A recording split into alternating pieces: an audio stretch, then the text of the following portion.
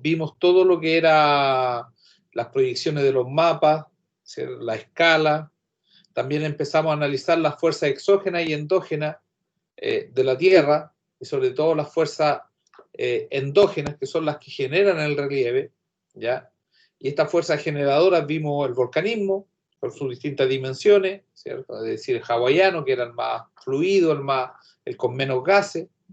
Luego pasamos al estramboliano, que es el típico en nuestro país, y donde nosotros podemos apreciar ahí una erupción del Villarrica, que básicamente tiene esas características para pasar posteriormente al final a algunas erupciones de tipo peliana, ¿cierto?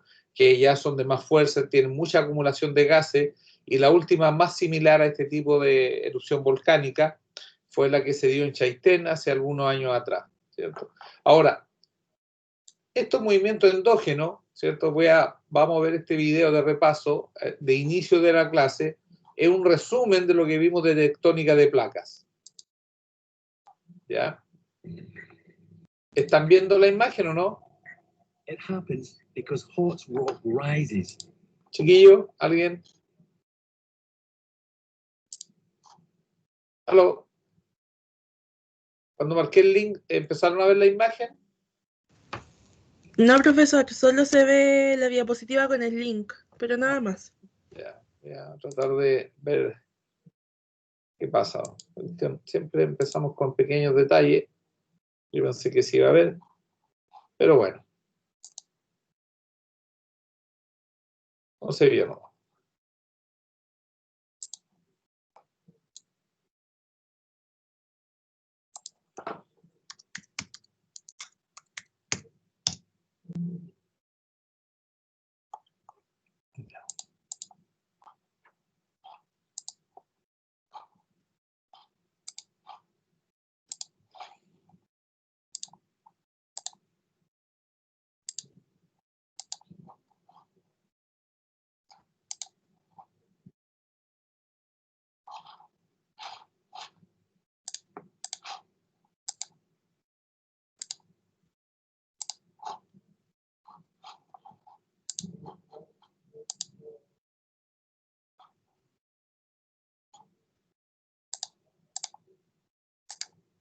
Ahora sí.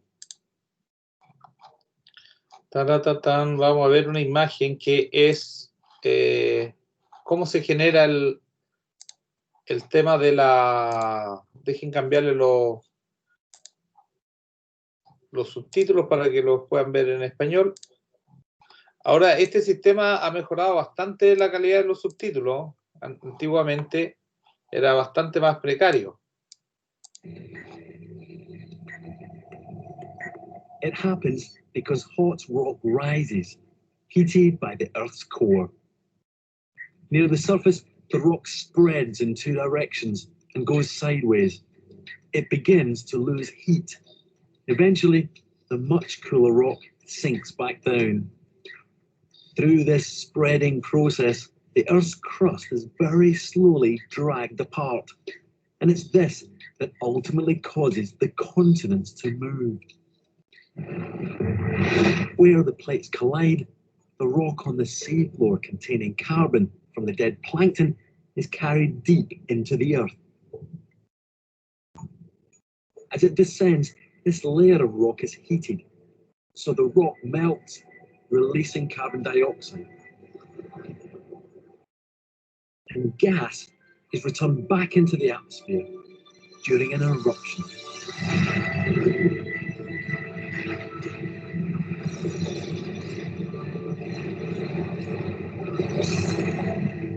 The remarkable cycle is complete. Ustedes vieron un video cortito de más o menos lo que era el tema de la... Vamos a seguir acá. Lo que era el tema de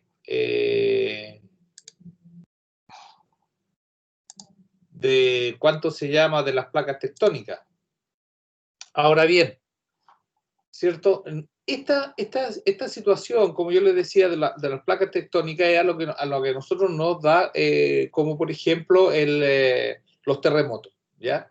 Y los terremotos en Chile, no sé si para bien o para mal, tienen bastante frecuencia. Es decir, nosotros estamos calculando más o menos un terremoto cada 25 años. O sea, 20, 25 años han sido los ciclos de los terremotos relativamente fuertes en nuestro país.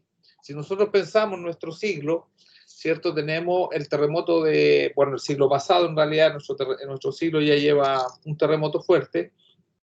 El siglo pasado empezaron con el terremoto de 1906 en Valparaíso, ¿ya? Que, bueno, prácticamente botó la ciudad. Y desde 1906 nos saltamos a 1928, ¿cierto? Que fue el terremoto de Talca, después 1930, que fue el terremoto de Chillán. Es decir, si ustedes se fijan, de 1906 a 1930 hay prácticamente 26 años, ¿ya? Y ocurre un terremoto de gran magnitud. Luego, de 1930 a 1960, tenemos 30 años y ocurre el terremoto de Chillán, ¿ya? De Valdivia, que fue el más fuerte de la historia, no tan solo la historia de Chile, sino de la historia del mundo, registrado. No sabemos si han habido terremotos más fuertes, pero efectivamente desde que se tiene conocimiento y dato histórico, el del año 60 fue el más fuerte, con una escala 9,5, ¿ya? Hay algunos que la sitúan en 9,8, ya esas son discusiones más técnicas que no vienen al caso en esta clase, pero que sí señalan ambas que fue el terremoto más fuerte.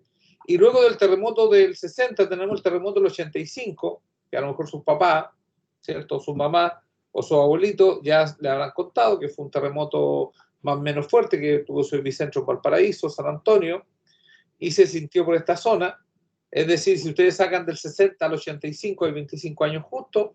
Y ahora tenemos el terremoto del 2010, que si sacan del 85 al 2010, hay otros 25 años. Es decir, los terremotos en Chile se van moviendo para la zona central alrededor de 25.000 años, con una interacción, ¿cierto?, de 60 años en ser los más fuertes.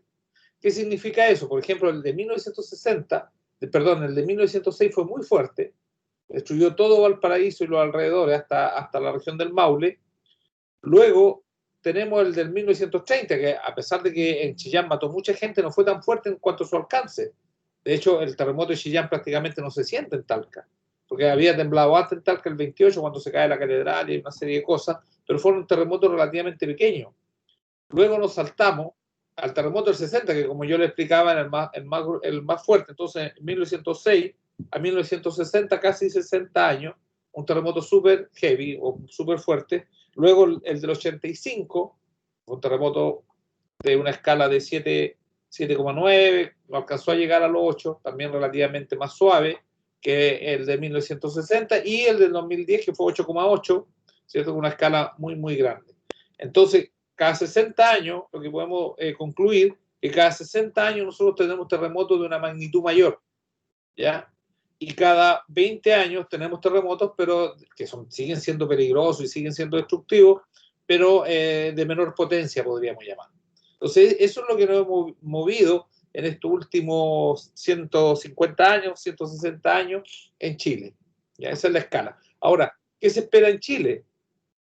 Bueno, el territorio nacional, porque la naturaleza no describe países, ¿cierto? Se espera que en el norte tiene que haber un sismo muy fuerte, en el norte tiene que haber un sismo muy fuerte, por la cantidad de años que han transcurrido y que se está acumulando energía, de estas placas que ustedes vieron en el video cómo se están rozando, ¿cierto? En el fondo de la Tierra, o al final de la corteza terrestre, entre el manto y la corteza, y debiéramos tener un terremoto fuerte también ya en el sur de Chile, ¿cierto? Porque ya de Valdivia ya han transcurrido 60 años. Entonces también debiera producirse un sismo más o menos fuerte por esa zona. Ya nuestra región, por el último sismo, ¿cierto? Debiéramos esperar un sismo de determinadas características en los próximos 60 años. Saqué la cuenta que el terremoto anterior al terremoto de Talca, ¿cierto? El que ocurrió ahora, el de 2010, fue el del 28 en Talca. Es decir, al 2010-28 como 80 años. Es decir, entre 60 y 80 años es lo que se demora la Tierra más o menos en acumular energía. ¿ya? Esta acumulación de energía, para que ustedes vayan teniendo una claridad, no es pareja en todo el territorio nacional. Hay zonas que se llaman zonas oscuras, donde esta acumulación de energía no se ha liberado. Y en esa zona oscura es donde se esperan los terremotos. Se espera, y esto hay que recalcarlo, es decir, no hay certeza cuándo van a ocurrir, solamente se espera. Sabemos que van a ocurrir, pero no sabemos cuándo, ¿ya? Y por lo tanto, esta definición, esta situación que a nosotros nos sacude cada cierto tiempo, es lo que nosotros conocemos como terremoto, ¿ya? Ahora, el terremoto en sí, el término está bien empleado, porque la palabra técnica es sismo, o seismo, una cosa así. Me gusta más la palabra sismo porque es más económica, ¿cierto? Y este sismo tiene distintas intensidades. Y eso es lo que nosotros vamos viendo, ¿ya?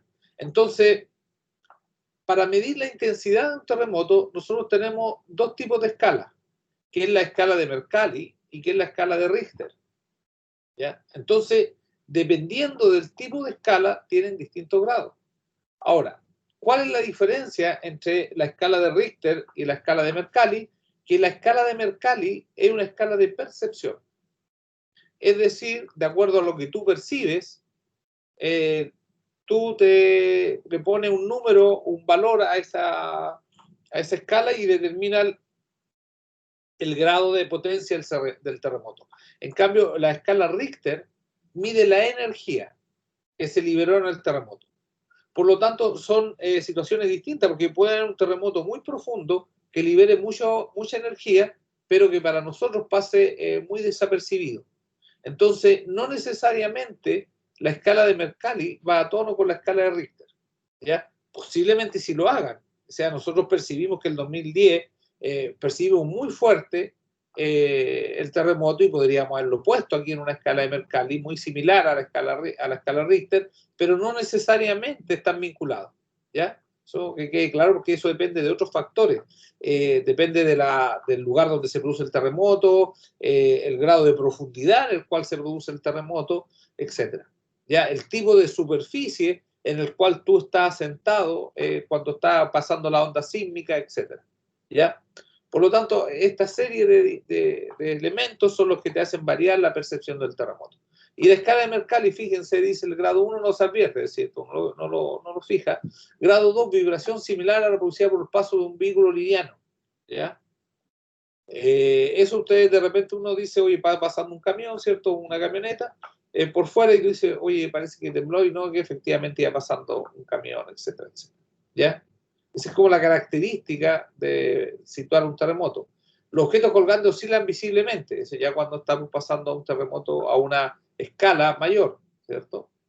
Este es un hecho muy importante, cuando los terremotos uno los percibe, que la gente del exterior que se está moviendo percibe el temblor, quiere decir que ya el temblor es lo suficientemente fuerte para ser percibido por toda la gente. Recuerden que hay temblores que de repente ustedes comentan, ¿cierto? En la mañana, oye, tembló, y tú te das cuenta porque estás acostado. Entonces se movió un poquito la cama, ¿cierto? Y percibiste, pero tú le comentas a cualquier persona, ¿sentiste el temblor? Y te va a decir que no lo sintió, ¿ya? Porque ¿cuál es el límite, cierto? Es cuando la gente que está en la calle percibe el temblor, ¿ya? Y si ya empezamos a notar que el temblor es relativamente fuerte, o el sismo, ¿cierto? Y posteriormente vienen ya cuando todas las personas lo perciben, el pánico general, ¿ya? Aquí empiezan la Ave María y los rezos, ¿cierto? A manera de escala mucho más fuerte, ¿cierto? Y finalmente ya vienen los megaterremotos o los cataclismos, ¿cierto? Donde ya existe una destrucción completa. Lo que ocurrió en Valdivia, por ejemplo, fue como un grado entre 11 y 12.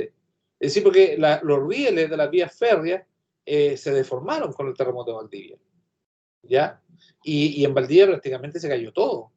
Además se hundió la tierra, vino un maremoto, es decir, una gran cantidad de daño a la ciudad. Los que hayan ido a Valdivia todavía quedan zonas, ¿cierto? Se aprecia claramente cómo se hundió el terreno en ese sector, ¿ya? Y Perdón. Aquí tenemos los cuántos se llama la escala Richter, que es la otra, ¿ya? Y aquí cuánto nosotros tenemos la cantidad de temblores que hay al año aproximado, ¿cierto? Por cada uno de los grados. Fíjense que menos de 2 grados, los microtemblores, ¿cierto? Que no son percibidos, hay 8.000 al día. Esto en el planeta, obviamente, ¿eh? Hay 8.000 temblores de estas características, ¿ya? Y fíjate que de aquí, de 5 a 5,9, que es un temblor moderado, que efectivamente nosotros podemos percibir, hace poco hubo uno, no sé si fue en el norte, me parece, son 800 al año. Es decir, un 10% de lo que ocurrió, ¿ya? Y de un 9 a un 9,1, un gran terremoto, ¿cierto? Uno cada 20 años en el mundo, ¿ya? Más o menos. Y hasta ahora un grado 10 y mayor, ¿cierto? Todavía no se registra. Y acá el de Chile estuvimos acá. Estuvimos aquí, uno cada 20 años. Es más o menos la frecuencia que tenemos aquí en Chile de los terremotos, ¿ya? Para que nosotros tengamos una idea, el mayor fue el del 85, o sea, no fue mayor, fue menor, perdón, fue un 7,9. Algunos lo sitúan en 8,2, pero yo creo que fue un 7,9. Y uno cada 18 años. Eso es lo que nosotros podemos señalar, ¿cierto?, de esta situación, de los terremotos. Y de los temblores, obviamente. Y de los sismos. Es decir, ahora, que un terremoto, esto es interesante, que un terremoto sea grado 2 y este sea grado 3, no significa que este sea un poquito más fuerte. Significa que la energía que liberó este de grado 3 es el doble que la del grado 2. Y el grado 4 es el doble del grado 3. Y el grado 5 es el doble del grado 6. Perdón, del grado 4. Y el 6 es el doble del grado 5. ¿Ya? Imagínense el grado 8, que fue el terremoto del 85, fue un 7,9. Y el terremoto del 2010 fue un 8,8. Es decir, la energía que se liberó el 2010 fue el doble del terremoto del 85. ¿Ya? Y el de Valdivia, que fue un 9,5 aproximado, ¿cierto? Fue el doble del terremoto del 2010. Imagínense la cantidad de energía que liberó para liberar el doble del sismo de Valdivia. Saquen la cuenta que el del terremoto de Valdivia duró, en percepción del movimiento, 10 minutos. Es decir, la Tierra se estuvo moviendo, ¿cierto? O vibrando, en realidad, que es la palabra exacta, por 10 minutos. Y el terremoto del 2010, ¿cierto? La Tierra vibró aproximadamente por 3 minutos y algo. Esto va a depender del tipo de superficie, etc.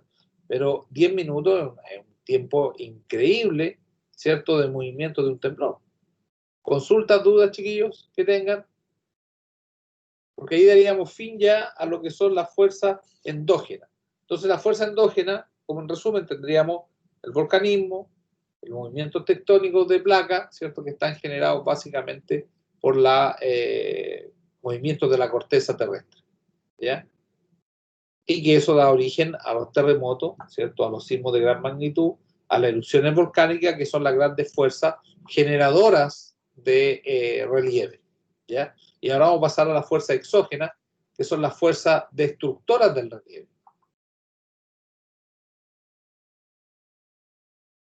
Consulta, chiquillos, dudas.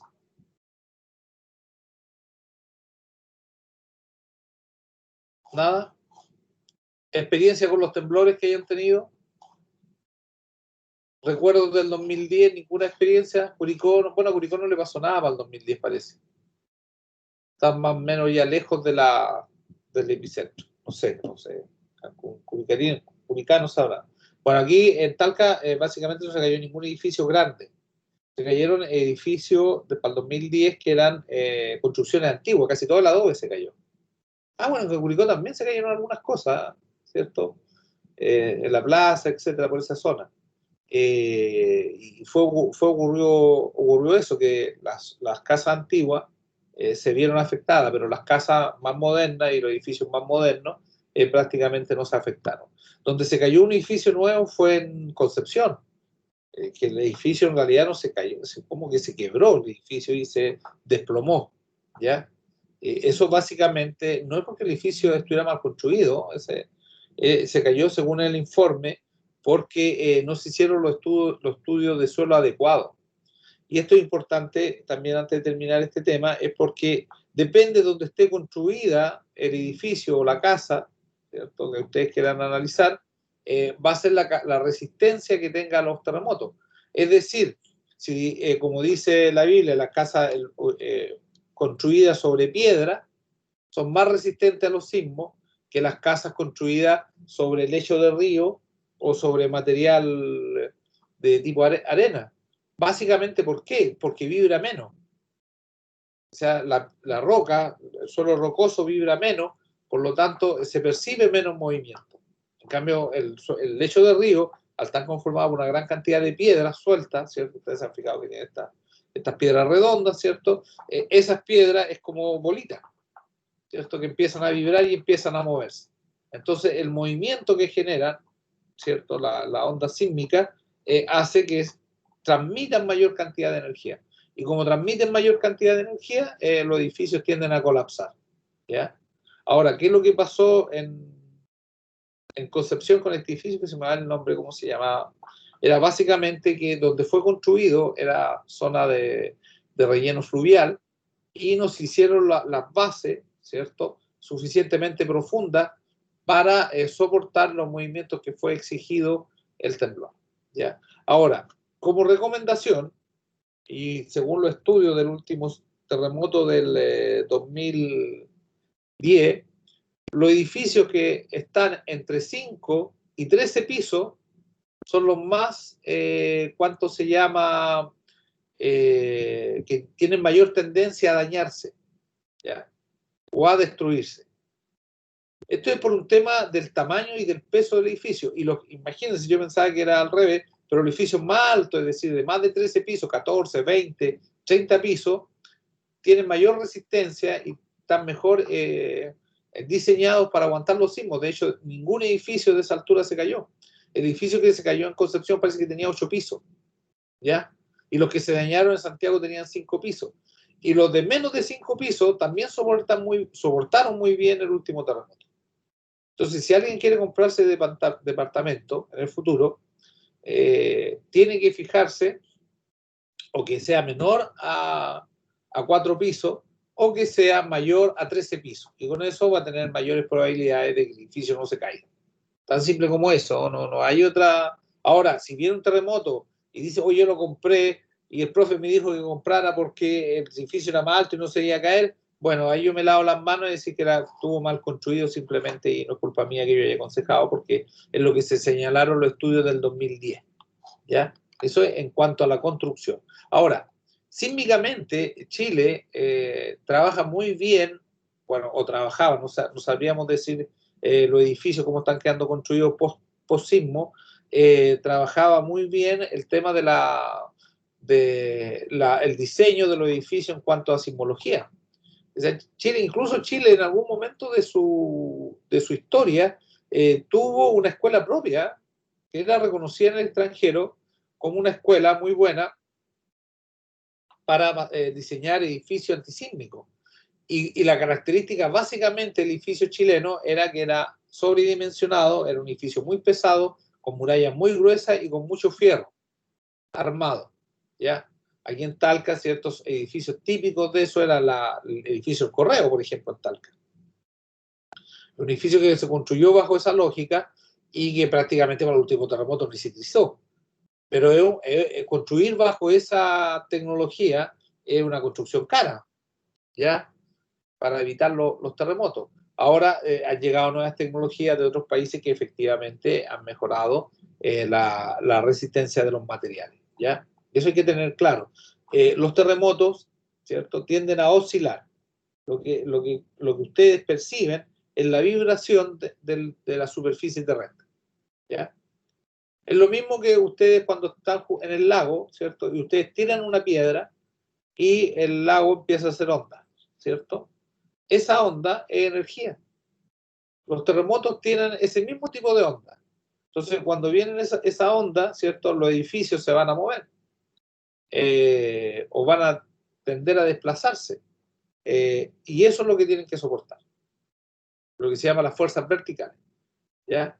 Las fuerzas horizontales. Porque aquí en Chile los edificios tienen que ser diseñados para fuerzas horizontales y fuerzas verticales. ¿Ya? Y las fuerzas verticales son el edificio que esté derechito, podríamos decir, que cuando los pesos de arriba de las partes superiores no hundan la parte inferior del edificio, que esa es la fuerza vertical, la fuerza de gravedad básicamente, y las fuerzas horizontales, que son las que te desplazan del lugar donde estás. ¿Ya? Eso es básicamente una pequeña alcance, entre paréntesis, de lo que tiene que soportar un edificio en Chile, ¿ya? Y que en otras partes donde no tiembla, no se calculan. O sea, por eso los edificios en otras partes son mucho más baratos que en Chile. Porque, por ejemplo, en Argentina, ¿cierto? Donde no tiembla, cerca de Buenos Aires, esa zona de allá, los edificios no calculan fuerzas horizontales, solamente verticales. Entonces es más liviano hacerlo, necesitan menos fierro, etcétera, etcétera. Ahora, si el día le llega un terremoto, ahí sí la cuestión se la cae toda, ¿cierto? Consulta, chiquillos, dudas.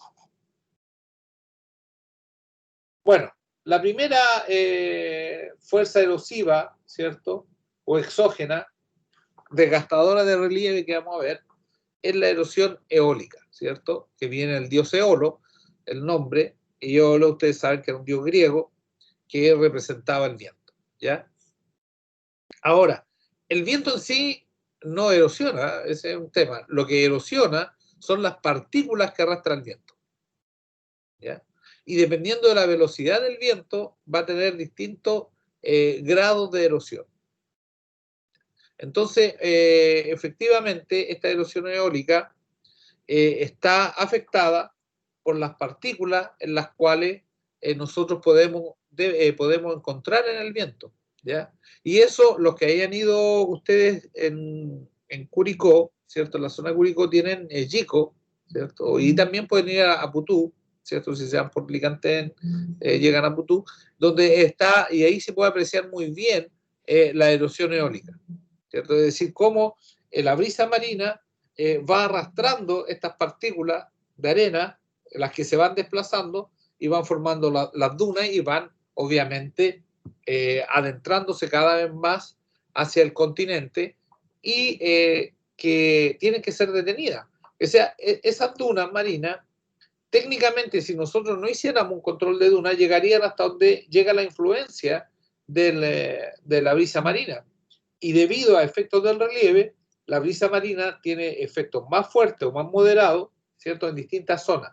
Por eso tenemos zonas de duna donde son más abiertas, ¿cierto? Y más encajonadas muchas veces, como en el caso de Yico, donde uno se pone a cierta altura y puede ver claramente la acción del viento en ciertos días soleados, cómo, ¿cierto? Va desplazando la arena hacia el interior. ¿Ya? Y uno lo puede percibir básicamente porque uno cuando se tira en la playa, ¿cierto? Trata de acomodar su toallita, ¿cierto? Y la pone derechita y eso ya cuesta porque el viento no te deja acomodar la toalla y luego cuando ya te tiras, logras acomodar la toalla, ¿cierto? No te puedes estar sentado porque la arena te entra por todos lados, ¿cierto? Al ojo, a la cara, a todo y tienes que pararte, ¿cierto? Y eso es lo que va ocurriendo con este tipo de erosión. Esto es lo más que se ve, pero también tenemos erosiones eólicas que son menos percibidas, pero son igual de dañinas. Por ejemplo, en esta época que va a empezar ya las ventoleras y el suelo seco, ¿cierto? Nosotros podemos ver cómo de repente viene una brisa y hay una cancha de fútbol de tierra, ¿cierto? Y levanta toda la tierra. Se arma la polvadera, como decimos. Y esa polvadera, ¿cierto? Es un tipo de erosión. Y generalmente a los campos las afecta porque cuando los campos están descubiertos, ya sea porque se preparan para la siembra, está seco el suelo y vienen estas ventoleras de septiembre, de octubre y arrastran superficie de suelo, lo que erosiona el suelo. ¿Ya? Por lo tanto, ahí también vamos a tener un tipo de erosión que es muy dañina para la tierra. ¿Ya? Y hay otros tipos de erosión que van, como vamos a ver ahora, que van desarrollándose con los miles de años, con los cientos de años, donde el viento va haciendo un trabajo muy lento de modelación. ¿Ya? Aquí tenemos, en esta diapositiva, tenemos esta diapositiva que se cortó el puntero, tenemos las tres tipos, ¿cierto?, de arrastre que origina el viento, ¿cierto? La partícula más liviana, ¿cierto? Lo que yo llamaba la polvaera, así cuando se levanta el polvo, y de repente cuando viene la colilla del diablo, ¿cierto? El remolino, como decían antiguamente, y ese remolino levanta unas tremendas columnas de tierra, esas son partículas en suspensión, ¿ya?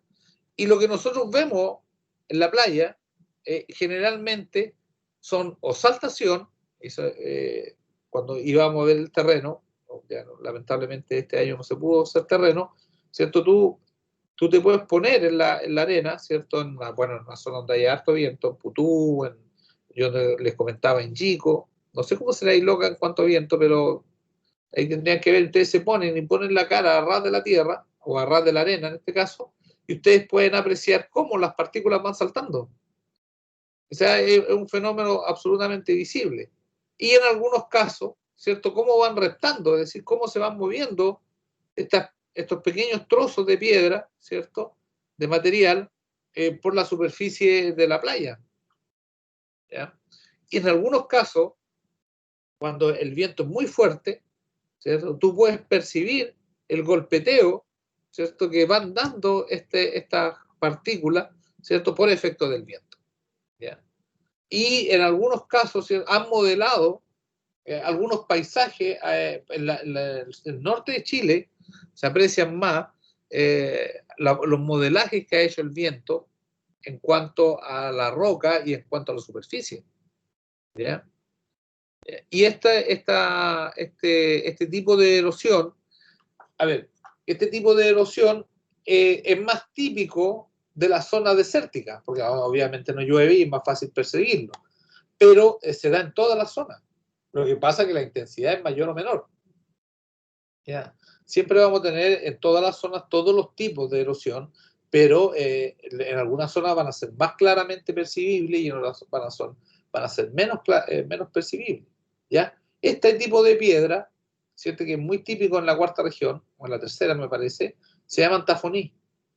Y los tafoní son el origen, ¿cierto?, del choque del viento con la piedra, pero ¿qué es lo que ocurre? Que las partículas de arena o de piedrecilla movidas por el viento no alcanzan una altura suficientemente alta para ir emparejando a la piedra de una manera uniforme. Entonces van golpeando hasta donde pueden ser levantadas, ¿ya? Y van formando esta extraña figura, ¿cierto? Perdón, aquí, esta figura, ¿cierto?, que es un tafoní.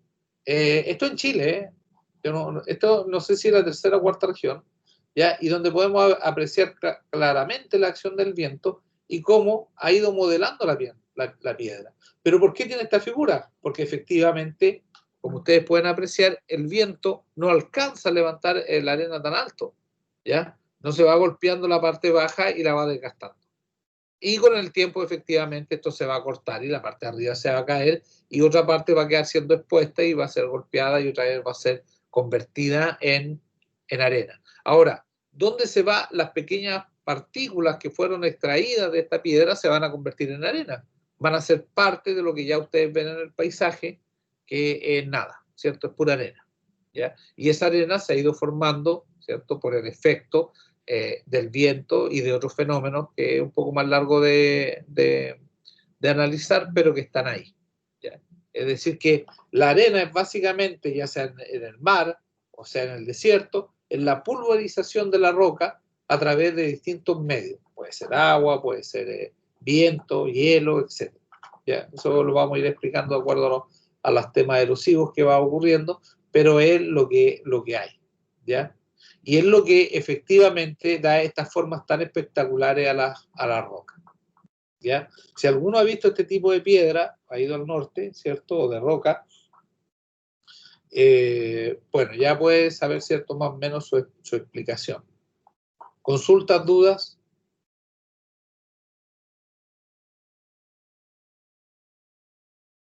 ¿Nada? Bueno, aquí tenemos otro, ¿cierto? Otro tipo de erosión similar al tafoní, pero que se va dando también con rocas de altura en partes desérticas. Es decir, cómo el viento ha ido, con las partículas, ha ido desgastando la roca, pero aquí hay una relevancia. La roca, que es la roca madre que está acá, tiene distintas densidades.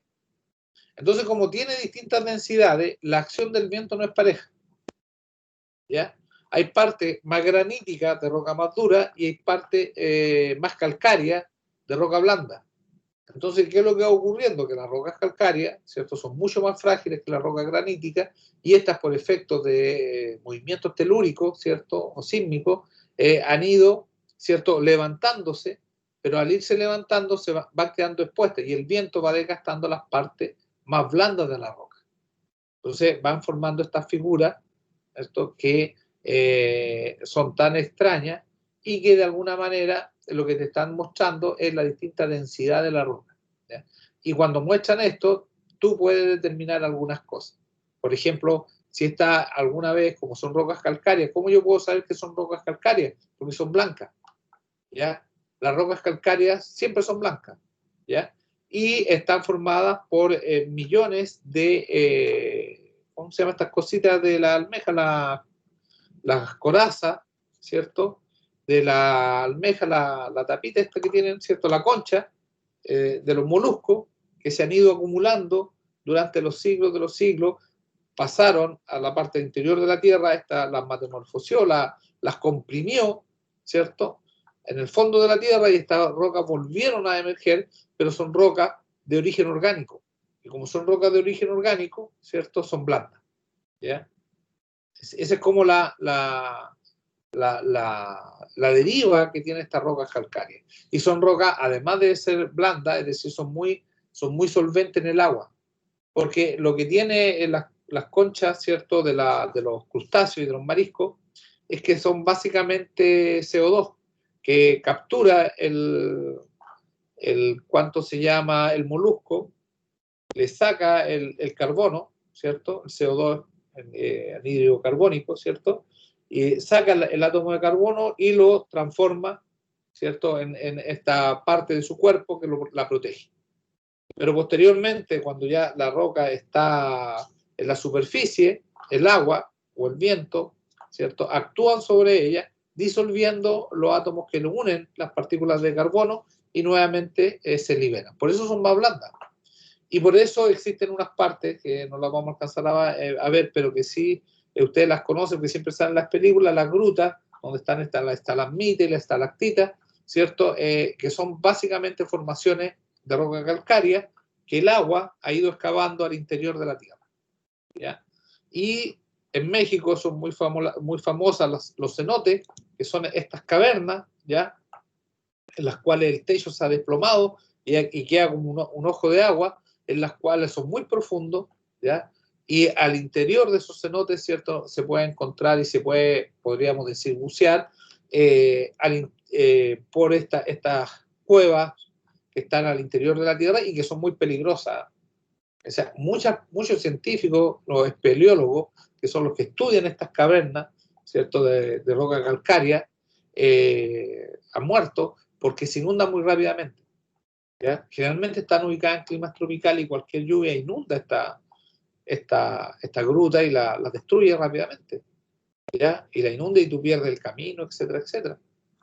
Y esto ha ocurrido, no creas que es mentira de las expediciones espeleológicas que han sido atrapadas. Hace poco tiempo, yo diría que un par de años, no sé si ustedes se acuerdan, hubo una nota mediática, no sé si en Tailandia o Taiwán, donde quedó un curso atrapado en una caverna y tuvieron que rescatarlos con buzo y fue todo una complejidad sacarlos de esa expedición donde quedaron atrapados en una caverna, ¿cierto?, de roca calcárea. No sé si fue en Tailandia o Vietnam, fue por uno de esos países del suroeste asiático. Eso no fue hace mucho, fue hace unos 3, 4 años, yo creo, menos, a lo mejor. ¿Ya? Y aquí yo lo que les comentaba, ¿cierto?, la erosión eólica que se produce más o menos en nuestro campo, ¿ya? Y esto es muy dañino porque esto va sacando la capa fértil de la tierra, y va exponiendo las piedras. ¿Ya? Y en algunas partes esto prácticamente ha terminado con los suelos. Entonces, los suelos en otros países, para que no ocurra esto, se cubren con polietileno, ¿cierto? Y se dejan en la estación del año donde hay más viento, se dejan así cubiertos para que el viento no se lleve las capas fértiles de la tierra. Hay todo un manejo de la superficie del campo. Bueno, aquí en Chile ustedes saben que parece que creemos que las cosas son eternas y creemos que los suelos van a ser siempre fértiles y no están así. ¿Ya? O sea, los suelos tienes que protegerlos, etc. ¿Ya? Y proteger que esta capa vegetal no se vaya. Porque en la medida que tú pierdes esta capa de materia orgánica que produce y sustenta los cultivos, tú vas a necesitar cada vez echar más fertilizante y vas a tener que echar más estos productos químicos para que las plantas puedan crecer. ¿Ya?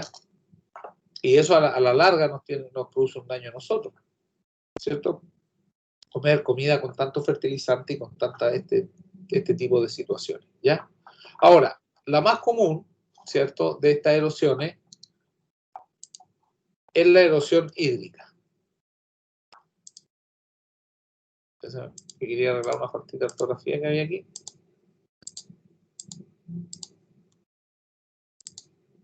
Esto lo vimos. Aquí. Ok. Entonces, la erosión hídrica ya es lo que efectivamente es lo que realiza el agua. ¿Ya? Y que esto va a estar, ¿cuánto se llama?, afectada por una serie de otros factores. Y obviamente aquí el clima juega un papel fundamental, es decir, la erosión hídrica se va a dar en la medida que haya un clima que permita esta erosión. En el desierto hay poca erosión hídrica, muy poco. Ustedes saben que, por ejemplo, en el desierto de Atacama llueve una vez cada 20 años. De hecho, dicen que parece que cada más. Entonces, el efecto del agua en esa zona de la Tierra es muy bajo, aunque se produce, pero es muy bajo. Ya va a estar dada por la litografía. La litografía es las características de la roca, ya, que existen. Y yo, como les comentaba, donde hay una roca calcárea, que en Chile no hay, aquí en Chile hay muy poca roca calcárea, porque efectivamente nosotros tenemos un relieve muy nuevo, ¿ya? Entonces, prácticamente no tenemos de ese tipo de roca. El relieve, sí tenemos efectos del relieve. Sí, Chile es un país que debido a las características de su relieve tiene una fuerte influencia en la erosión fluvial, obviamente la acción humana, ¿cierto? Y la acción biológica, ¿ya? Y aquí tenemos nosotros el proceso de una gota de agua cuando impacta el suelo sin cubierta vegetal. ¿Ya? Por eso en los suelos sin cubierta vegetal originan este tipo de problemas, ¿cierto?, en la tierra. Ahora, ¿qué es lo que origina acá? Que cuando cae el agua, cuando cae la gota que verla acá, ¿cierto?, se va produciendo, ¿cierto?, una acumulación de agua, ¿ya? Y o bien se va salpicando el material de la tierra suelta. Ahora, ¿cuál es una propiedad que tiene el agua? Y por eso escurre, y por eso se forma el barro, y por eso se produce la avalancha, es que el agua es un lubricante. Es decir, cuando ustedes de repente han tratado de una botella de bebida, no le voy a poner cerveza ni ningún otro trago, ¿cierto? Una botella de bebida y tratan de abrirla, ¿cierto? O un tarro de conserva y tienen las manos húmedas, ¿cierto? ¿Qué ocurre? Que no pueden hacer la fuerza porque como que se les resbala la tapa, ¿cierto? Entonces, ¿qué es lo que hacen generalmente? Se secan las manos, ¿cierto? Y ya con las manos secas, giran y no hay problema porque ya tienen las manos secas. ¿Por qué? Porque el agua es lubricante, ¿ya? ¿Por qué cuando es peligroso cuando está lloviendo, ¿cierto? Y los vehículos andan, porque básicamente cuando los autos tratan de frenar, ¿cierto? Se deslizan, no tienen el mismo poder de agarre del neumático porque el agua es lubricante y hace que el desplazamiento sea mayor, ¿ya? A la misma fuerza del frenado. Entonces, lo que tú en terreno seco frena en 5 metros, por dar un ejemplo, en el terreno húmedo, mojado, vaya a frenar en 6, 7 metros. Por eso hay que andar con mayor precaución cuando llueve. Y siempre están los choques por alcance porque la gente cree que el auto va a frenar, en cualquier condición va a frenar igual. Y eso es falso, ¿ya?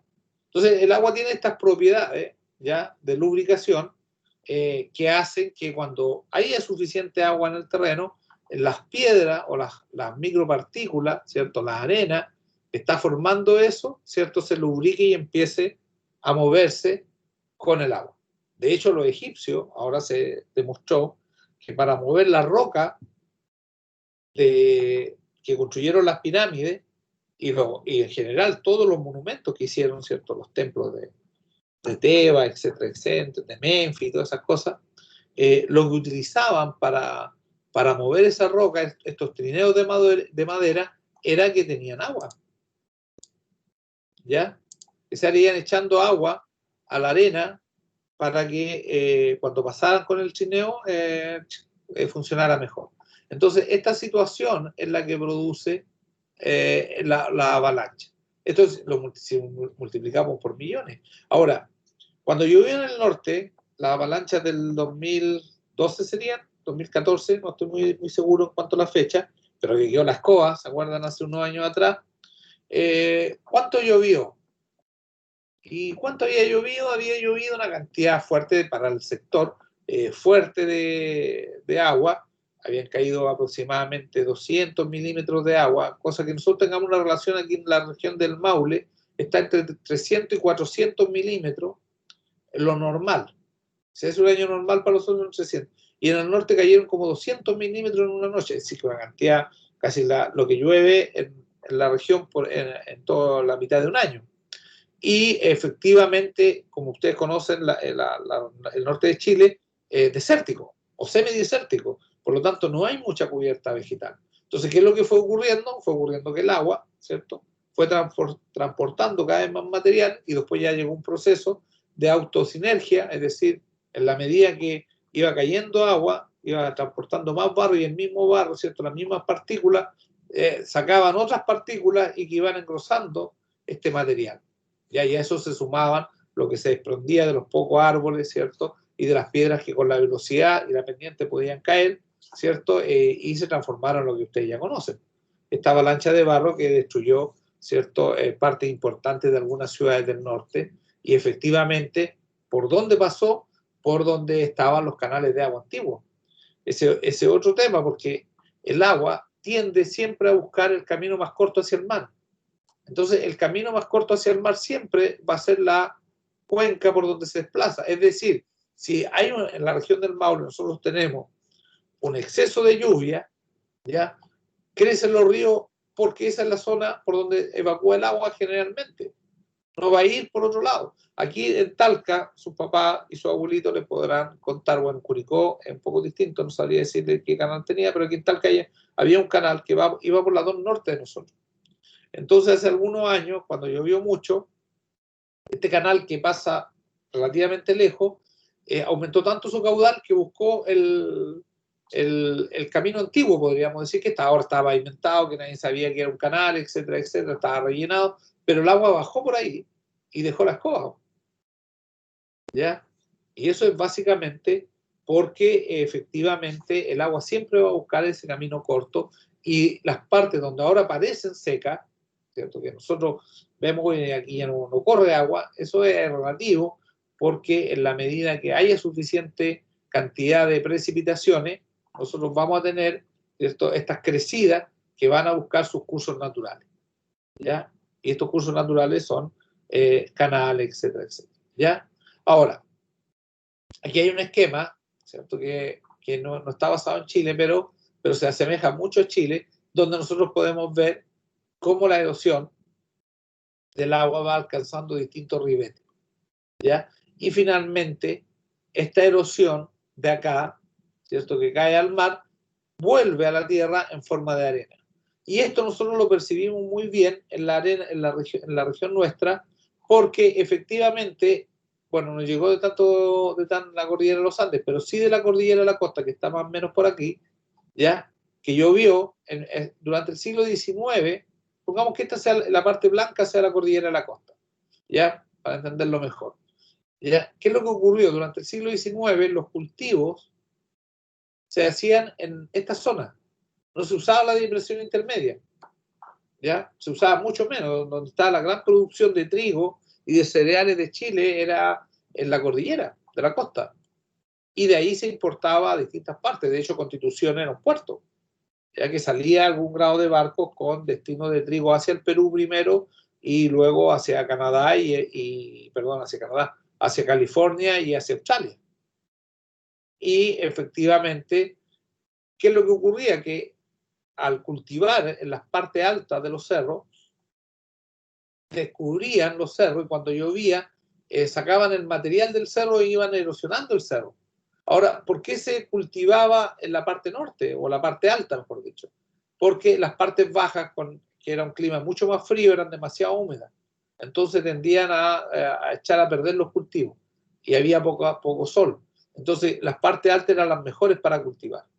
Pero eso tenía el problema de que efectivamente al limpiar esta zona, el agua arrastraba el material, ¿ya? Y llegaba básicamente al mar. Y el mar lo devolvía en forma de arena. Ahora, ¿cómo sabemos eso? Porque efectivamente la arena de la región en un momento era amarilla, era como la arena de la quinta región. Y sin embargo, durante el siglo XIX, esta arena se oscureció. ¿Y de dónde está este material oscuro, este plomizo que tenemos en nuestras playas? Es básicamente porque en la tierra, ¿cierto?, arrancada de la cordillera de la costa y depositada en el mar. Y esto además nosotros lo podemos apreciar porque en algunas partes, ahora con los bosques se nota menos, pero algunas partes de la cordillera de la costa todavía quedan estas cicatrices de erosión que se llaman cárcavas, que son unas grietas que se van formando en los cerros, que también las veíamos en nuestro terreno, ¿cierto? Si hubiéramos salido del terreno, hubiéramos pasado a ver estas cárcavas, que todavía, y que son de origen, ¿cierto?, de esta mala forma de explotar el campo. Ya que no, en realidad no era una mala forma, era la forma no, porque ¿dónde iban a cultivar? O sea, en el bajo no se podía, tenían que cultivar en la parte alta, pero a lo mejor con medidas de protección, ¿cierto?, más modernas, que en esa época no se conocían muy bien, se puede haber evitado, ¿cierto?, esta erosión que se dio por agua, ¿cierto?, y que cambió el perfil de nuestras costas. ¿Ya? Consulta, chiquillos, dudas. Nada. Bueno, aquí tenemos una misma, ¿cierto?, idea de cómo funciona esta erosión, ¿cierto? Aquí lo que hay que tener claro es que la fuerza de gravedad, este era el objetivo de esta, la fuerza de gravedad actúa sobre la velocidad del agua y por lo tanto sobre su capacidad erosiva. Es decir, a mayor cantidad de velocidad, mayor fuerza erosiva. ¿Ya?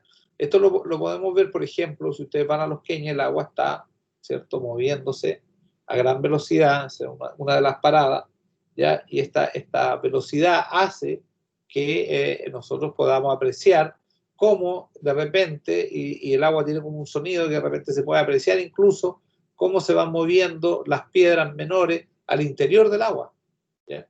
Y cuando es lo suficientemente fuerte, nosotros podemos ver grandes piedras que se desplazan por el lecho del río. Este es un hecho. Y en la medida que haya más pendiente, mayor capacidad erosiva del agua. ¿Ya? Y a menor pendiente, menos capacidad erosiva. ¿Ya? Pero va a estar influenciada por el caudal, es decir, por la cantidad de agua que lleva y por el valor de la pendiente.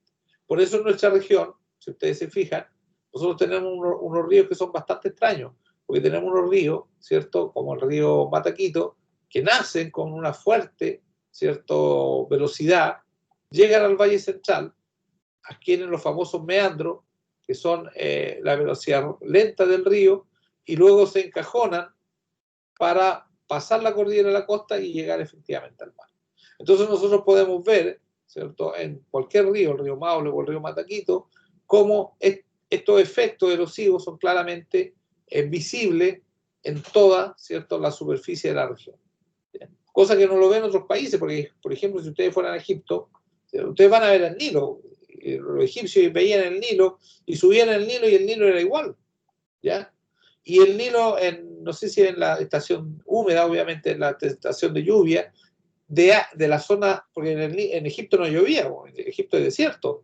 Entonces, ¿qué es lo que ocurría?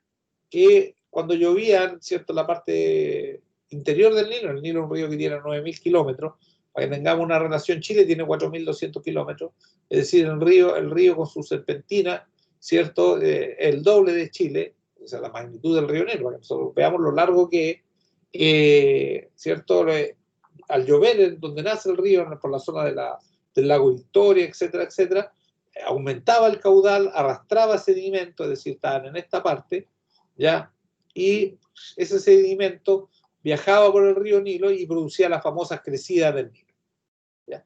Pero los egipcios antiguos no veían eso, veían que el Nilo crecía nomás, no veían el origen. En cambio, aquí en Chile nosotros tenemos todo, podemos apreciar todos los fenómenos que se dan en los ríos, porque nuestros ríos en algunas partes se comportan como torrentes, es decir, en estas fuerzas sí, en otras partes se transforman como un río, que va desde el fin de la cordillera hasta prácticamente la desembocadura, y en algunos casos forman estas cosas que se llaman como deltas del río, que son prácticamente sedimentaciones que se van dando producto del material que arrastran.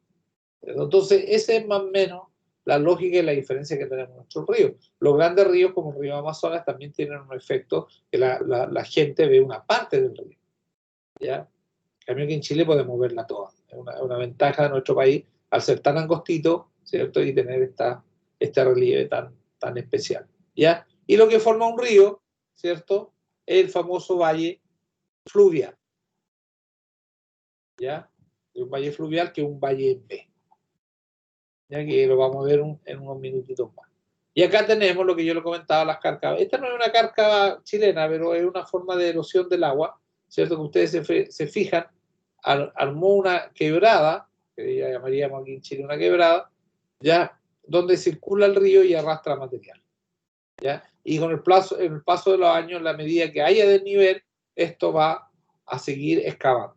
Cuando se termine el desnivel, es decir, la altura de la tierra sea acá igual a la altura de la tierra que es igual por la excavación, esto va a tender a ¿cuánto se llama?, a estancarse y formar un pantano, ¿ya? El origen de los pantanos o de los humedales, como le dicen acá, ¿cierto? Y también era del viaje de Putú. Perdonen que me refiera al viaje que teóricamente ya hemos hecho, pero no hicimos, ¿cierto? Si nosotros llamamos a Putú, están los humedales.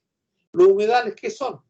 Son fuentes fluviales que ya están a un nivel cero, ¿cierto? Están prácticamente en terreno plano, que ya el agua no avanza.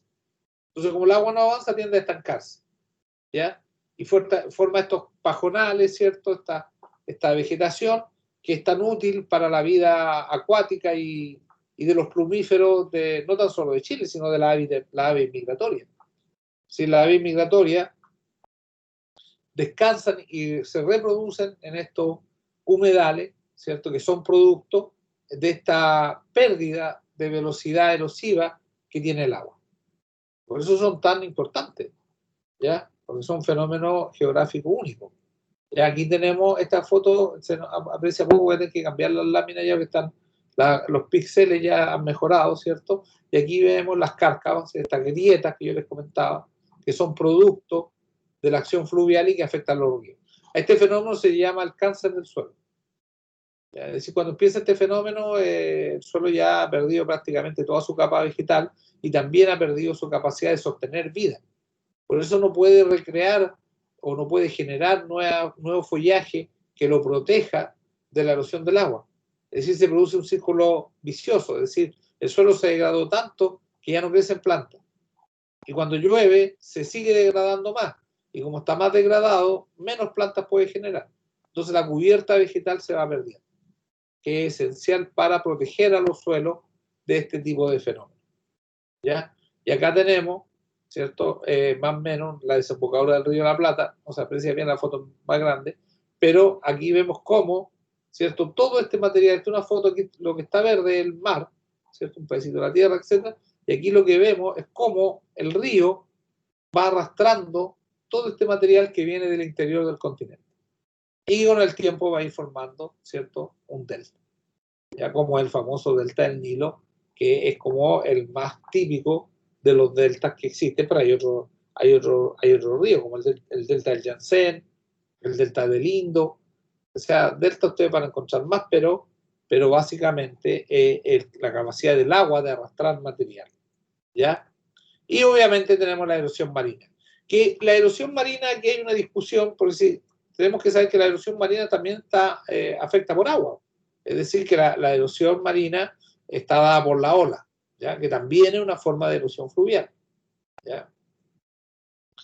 ¿Y qué podemos ver de la erosión marina? Podemos ver que básicamente la ola, ¿cierto?, van golpeando, ¿cierto?, el límite costero y van degradando su suelo, ¿cierto? Y se va demorando. Esto acá en la región se puede apreciar en Constitución, por ejemplo, ¿cierto? En Iloca poco, porque Iloca es como más abierta la playa, pero en Constitución nosotros podemos ver la famosa piedra de la iglesia, por ejemplo, y algunos otros tipos de roca y de piedra y de relieve que son producto de esta formación marina, pero donde se aprecia mejor este fenómeno de erosión marina en el norte de Chile, en el Farellón costero, donde hay figuras, ¿cierto?, como la famosa portada de Antofagasta, en el cual son productos de este tipo de erosión y son productos de este tipo, de esta mecánica.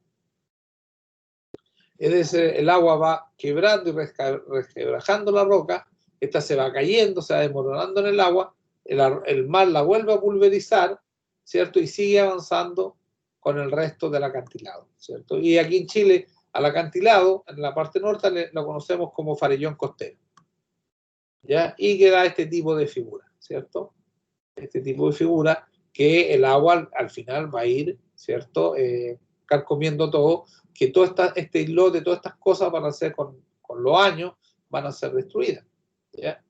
Y va en el sur de Chile, en Coyhaique, parece que hay una parte que se llama la piedra de la catedral, que es un tipo de este tipo de formación, donde el agua ha ido excavando, ¿cierto?, el cuarzo, y ha ido formando una forma muy linda en base a los colores y el color verde del agua, ¿cierto? Entonces esto es más o menos lo que nosotros conocemos como la erosión marina, ¿ya? Que es parte del proceso de la erosión fluvial, entendida como que la hace el agua, ¿ya? Y que afecta a todas las costas del mundo. ¿Dudas, chiquillos, alcances? ¿Alguien que haya tenido problemas con la erosión marina? ¿Que la ola se la haya tratado de llevar? ¿Ninguna? Ninguna. ¿A qué se produce? Un dato importante es que esto se produce básicamente porque el agua, ¿cierto?, tiene olas, y las olas se producen básicamente o por el viento o básicamente por las mareas, ¿ya? Y las mareas, ¿cierto? Como ustedes saben, nosotros tenemos un ciclo de mareas que está dado por la luna. Las mareas tienen momentos en que el agua del mar sale y momentos en que el agua del mar se retrae. Ahora, este fenómeno es para todos los fenómenos marcados por agua. Lo que pasa es que en el mar se nota más, ¿ya? Pero si nosotros tuviéramos instrumentos súper precisos, también podríamos ver cómo esto se afecta en algunos grandes lagos. Ahora, lo que pasa es que la marea en el lago, como es una masa de agua mucho más pequeñita, el efecto gravitacional es mucho menor, entonces las diferencias son centímetros, milímetros. Por eso no se perciben, pero que efectivamente también están percibidas, porque el gran efecto, ¿cierto?, el gran efecto que modera nuestras mareas es la luna con el sol. Es decir, en la medida que están alineados ambos, ¿cierto?, nosotros tenemos el fenómeno de marea alta. Y cuando se contraponen, nosotros tenemos el fenómeno de marea baja.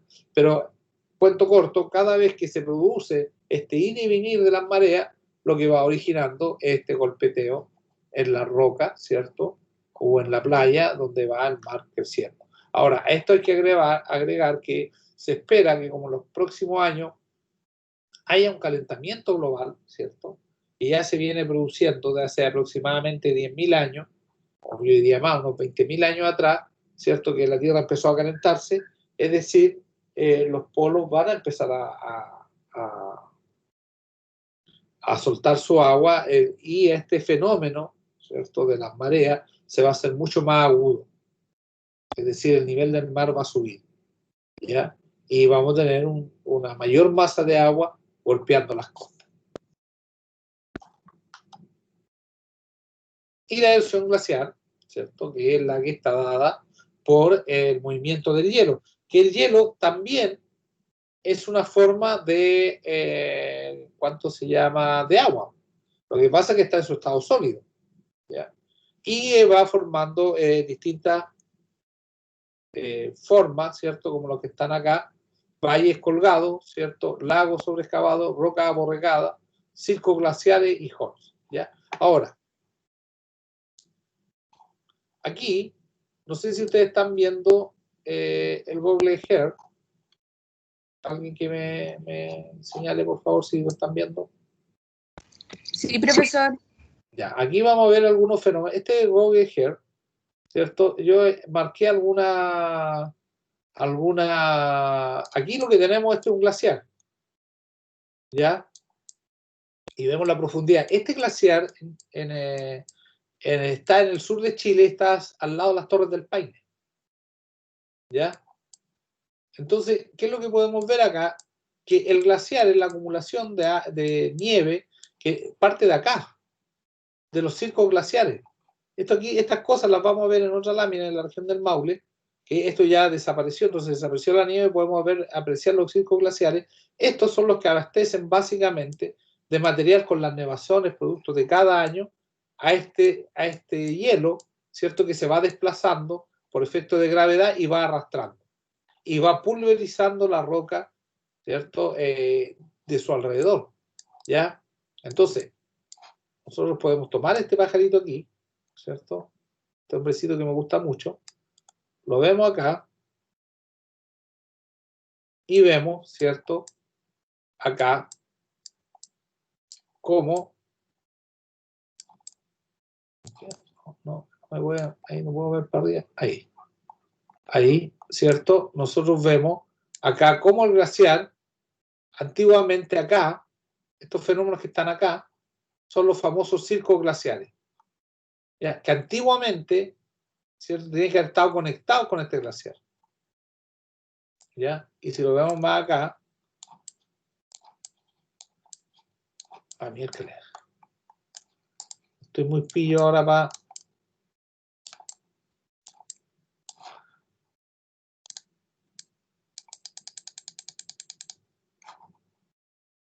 ¡Chao!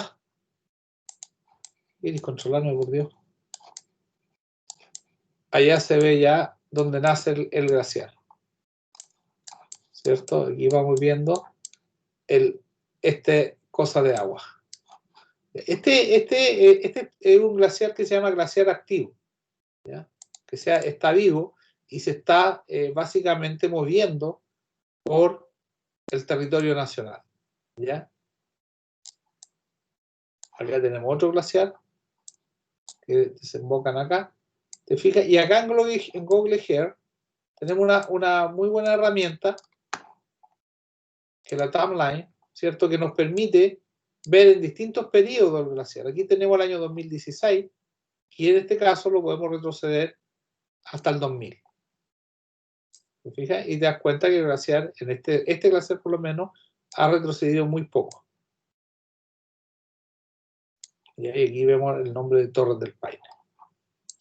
Ese se llama timeline, que es una cuestión que te permite, ¿viste?, ver el glaciar en algunos años. El año 92, que es la foto más antigua que tiene. Fijémonos en este glaciar pequeño que hay acá, ¿cierto? A ver si se ha movido. Sí, este se ha movido más. Ha retrocedido en los años. Y esto nos permite ver, ¿cierto?, cómo la Tierra ha ido lentamente cambiando su temperatura. Y en algunos casos no tan lento. Y aquí en la región del Maule,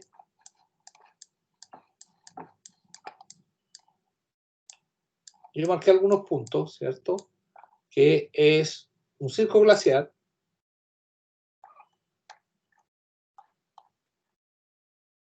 que tuvimos hace algunos años, ¿cierto?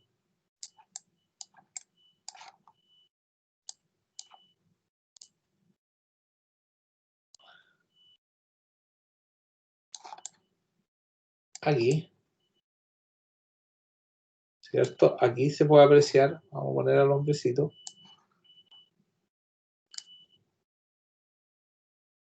Parece que me tiré muy abajo, pero no importa.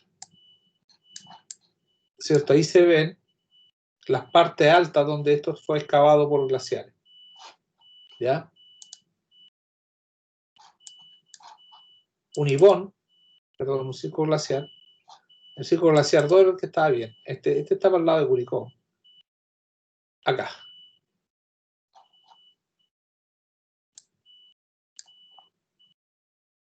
Aquí al frente. Ahí se ve muy bien. Ahí se fijan o no. Este valle, más este valle, más este valle, dieron origen a un glaciar. ¿Ya? Y ahí podemos ver un ibón, que es básicamente un lago. ¿Ya? Entonces, ¿se fijan? Fíjense, yo les voy a mostrar un esquema ahora, cuando terminemos acá, un esquema como esto y esto están unidos para formar un valle glaciar y distinto a un valle en B activo. Un ibón es básicamente un lago, ¿cierto?, que está en el terreno, ¿ya? Acá, todo esto que nosotros vemos acá, que está seco ahora, originalmente era un valle glaciar. Todo esto que está aquí, ¿ya?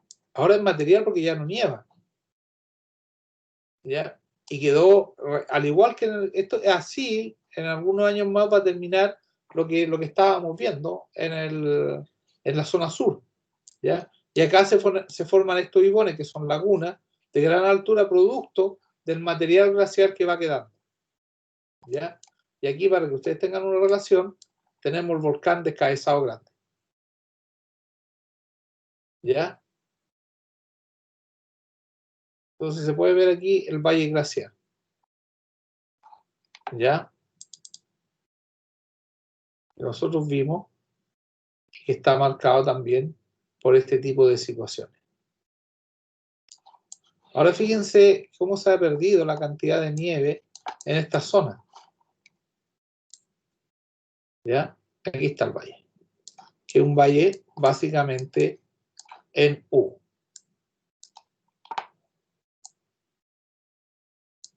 ¿Ya? Estos son valles glaciares que quedaron en la cordillera, pero ya no hay glaciar. Nos quedó simplemente el valle. ¿Ya? Ese es el recorrido. Y aquí ya, una vez que termina, se transforma en un valle fluvial. Así que fue excavado no por el hielo, sino por la lluvia. Entonces tenemos estos dos fenómenos del valle en B, que se conoce como valle fluvial, y en U, que se conoce como valle glaciar. Ahí se nota clarito la forma del valle que estamos observando. ¿Viste ahí? Y si quisiéramos poner al hombrecito, lo podríamos poner acá abajo.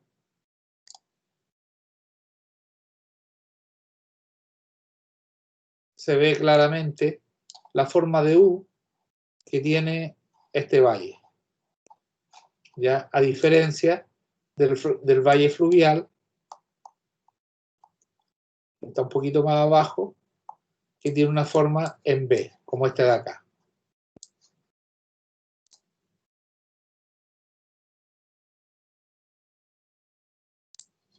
¿Ve? Se nota aquí claramente la B del valle fluvial, ¿cierto? Y volviendo a nuestra presentación, ¿cierto?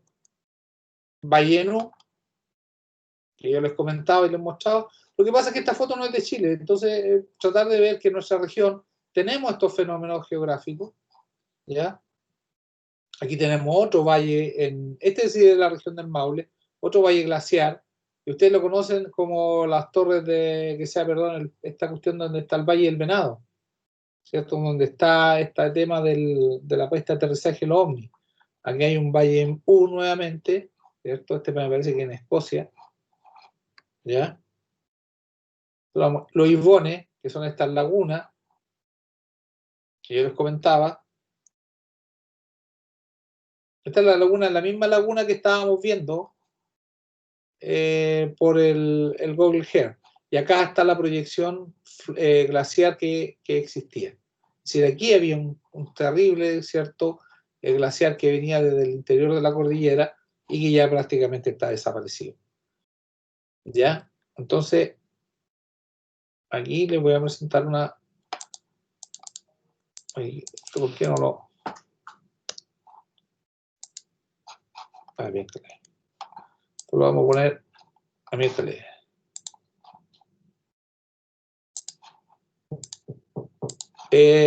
No se puede. Espera un poquito.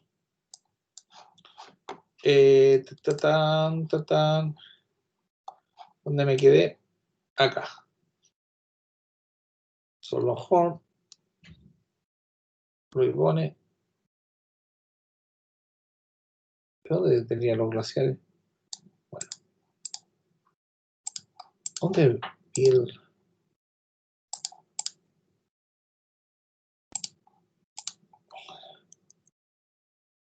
Bueno, la erosión glacial, ya vimos los valles. Acá está. El video. Está en inglés, pero se entiende fácilmente.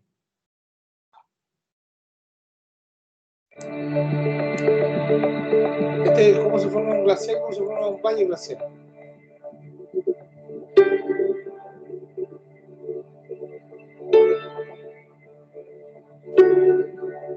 Today I'm glacier hunting here in the Lake District in England. Although it's hard to imagine, we once had glaciers here in the UK. Going back 18,000 years to the last ice age, these mountains were buried in ice and were perfect glacier-forming territory. And it was these glaciers that radically transformed the landscape into what we see today. It was high up in the mountains where the glacier was born, in a corrie, or coombe, as they're known in Wales. These corries were formed when snow collected year on year in hollows on the mountainside, gradually forming incredibly strong, tightly packed ice. Once there was enough ice, it started to move, because the ice at the bottom or sole of the glacier melts under intense pressure from the weight of the ice above, allowing the ice to move in what's known as rotational slip. It's a bit like your bottom sliding down the back of a car seat. Freeze-thaw weathering takes place above the glacier as ice thaws and then refreezes inside cracks or fissures in the rock. Each time water freezes, it expands, widening the crack a small amount. Eventually, the rock will burst apart. Stone fragments called scree fall onto the glacier. These rocks join other debris picked up by the ice at the sole of the glacier.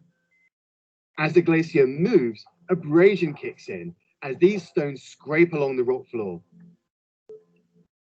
And you can see how these stones scour the surface of the land, like supercharged sandpaper, deepening and smoothing it. Over time, by melting and refreezing around a large rock, the ice simply lifts it away in a form of erosion known as plucking, to create the steep back walls and the armchair-shaped hollow of the corrie. Once the glacier moved beyond the corrie, it carved its way through the valley.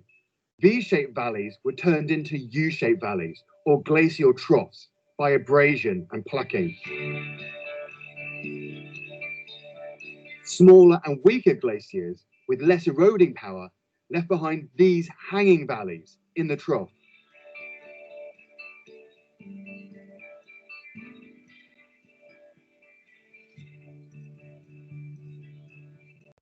When the glacier crashed through the ancient interlocking spurs, it sliced off their ends, leaving behind truncated spurs.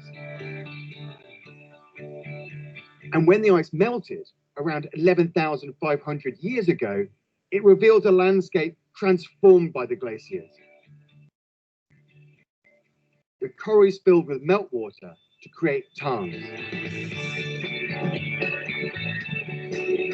And all these rocks and boulders, known as erratic stones, were carried down the mountain by you-know-what.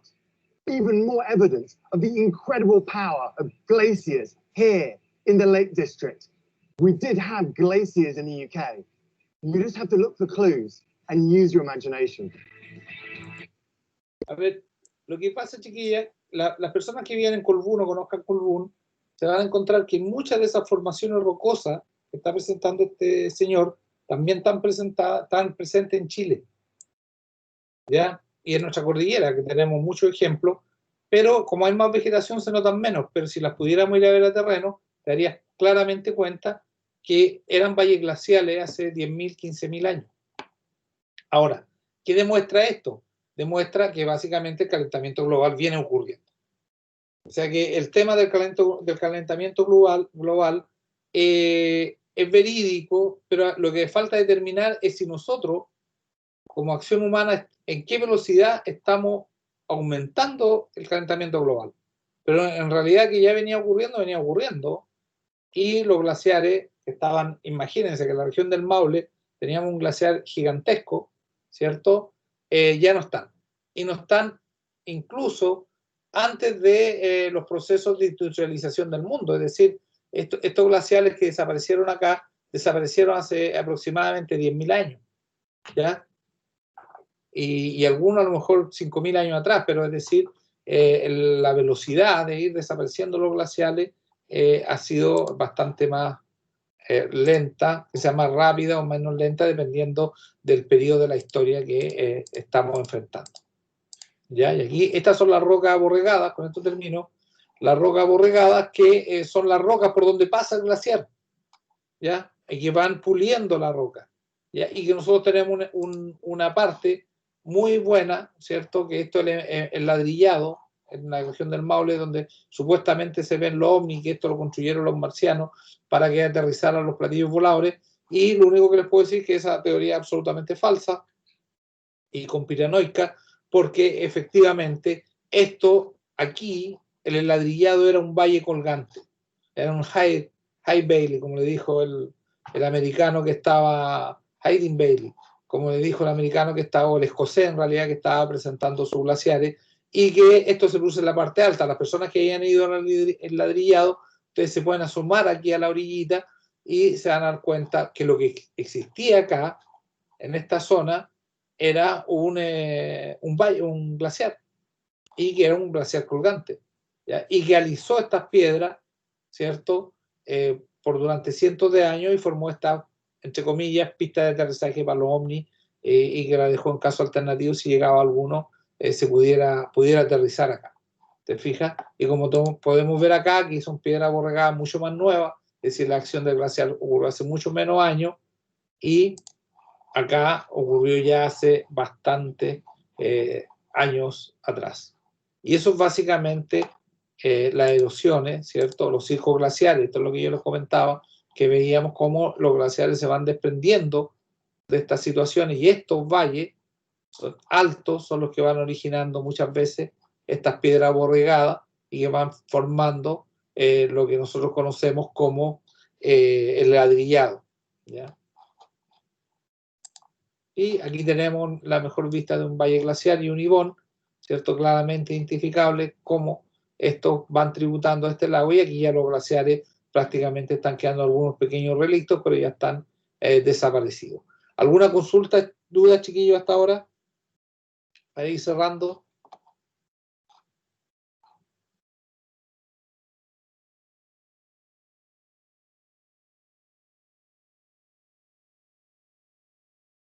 ¿Nada?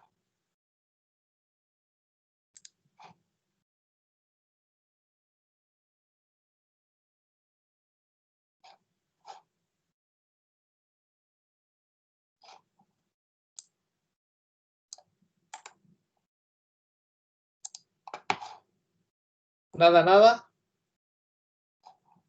¿Aló? No, ¿Hay profe, alguien? no hay consultas. ¿No No hay hay consulta? consultas, profe. Ya, espero que les haya gustado. Hemos visto hartos temas ya.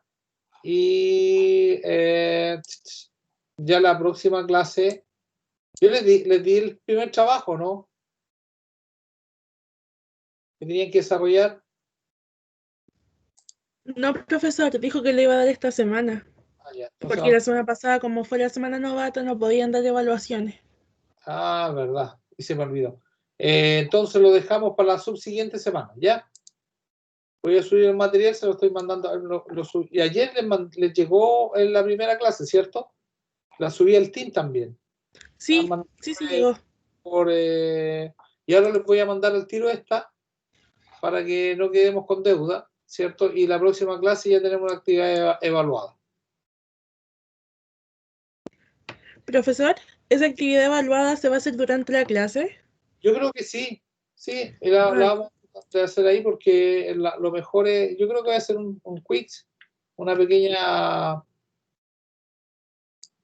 ahí va, ahí está cargando para que le llegue lo que vimos hoy día. Es que nos faltó ver hoy día, nos faltó,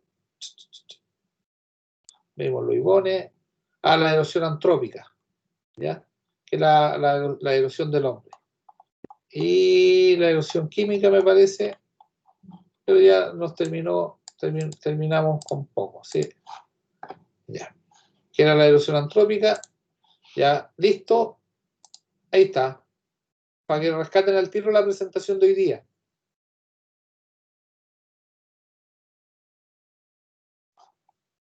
¿La tienen ya o no? Sí, profesor. Disculpe, lo otro que le iba a pedir es que en el chat le escribí por si podía agregar a un compañero que no Pero está en el equipo. en eso estoy. Ah, ya. ¿Cuánto se llama? Mira, dame un segundo, un solo segundo.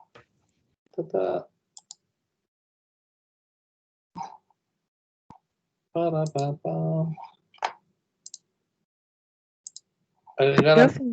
Sí, está agregado, que es Jorge Becerra. Ya. Sí, profesor, muchas gracias. Quedó agregado. Tiene que le llegar un correo ya. Profe, Michela Aravena me dijo que le avisara de que no pudo conectarse porque tenía exámenes. Exámenes. Pero exámenes médicos. Ya. Sí, exámenes médicos. Sí, dije exámenes, ya. Pero que le vaya bien nomás, porque no sea nada grave.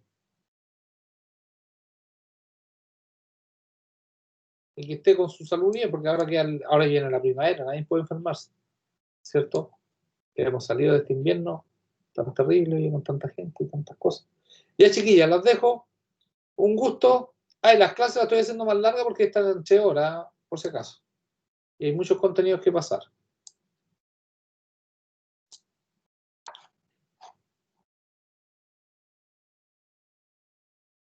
Y les voy a dejar claro que el quiz que voy a hacer como primera nota va a ser de la materia que hemos visto hasta el momento. Ya, ¿y va a ser la próxima semana? ¿O La la próxima. subsiguiente? No, Ya. esta próxima, la próxima. Sí, porque Ya, se me muchas gracias. tenía que haber hecho esta semana, pero ya no lo puedo atrasar más porque recuerden que las clases nosotros duran hasta octubre.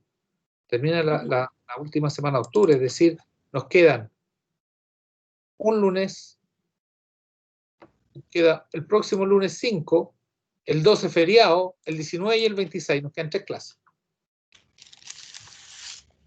Un calendario, para que vean lo rápido que se dan las cosas.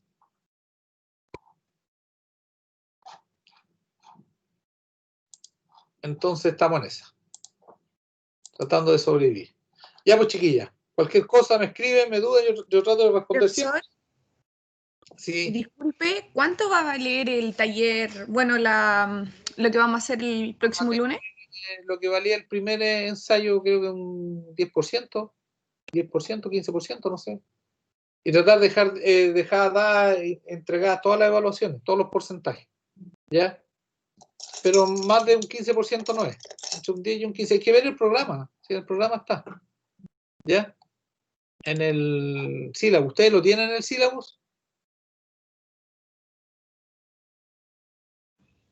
Sí, era un 10% que 10%. decía que era un mapa conceptual. Sí. Va a ser un quiz mejor para no estar Ya. haciéndolos trabajar tanto. ¿Ya? Sobre los contenidos que hemos visto en clases. ¿Ya? Ujú. Ya pues, chiquillas. Nos Ya, vemos. profesor. Y chiquillos también por ahí. Para no ser bien inclusivo, no dejar a ningún chiquillo por ahí sin incluir. Ya. Un gusto. Que almuercen. Chao, que esté bien. Chao, profesor. Gracias. Chao, profesor. Muchas Chao, gracias. profe, que esté bien. Cuídese. Una sola cosa antes. Hagan más preguntas. Como que las noto muy calladas. Bueno, era eso nomás.